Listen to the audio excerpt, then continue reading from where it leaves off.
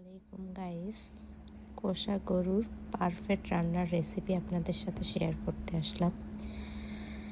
প্রথমে পেঁয়াজ কুচি দিলাম, মাংসটা ভালোভাবে ধুয়ে, তেজপাতা দিলাম, মরিচটা আমি দুইটা ছিঁড়ে দিচ্ছি। এইভাবে আপনারা চাইলে আর রান্না করতে পারেন। দুই চামচ জিরা বাটা দিলাম।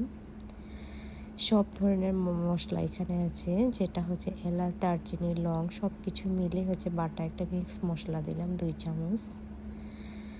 পরিমাণ মতো আদা বাটা দিলাম, পরিমাণ মতো রসুন বাটা দিচ্ছি। দেখেন, আপনারা দেখতে পাচ্ছেন আমার ভিডিওটা।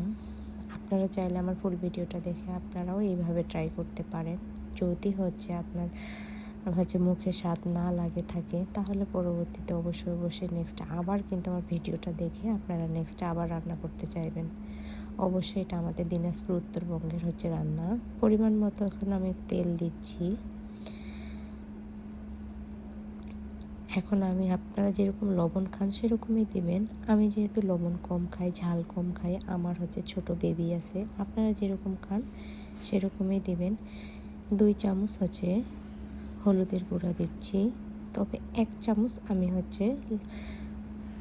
লঙ্কা মরিচের গুঁড়া দিব, কারণ আমি শুকনো মরিচ অলরেডি গোটা দিয়ে দিয়েছি, তাহলে বেশি ঝাল হবে। কারণ আপনারা যেরকম ঝাল খাবেন সেরকমই দিবেন।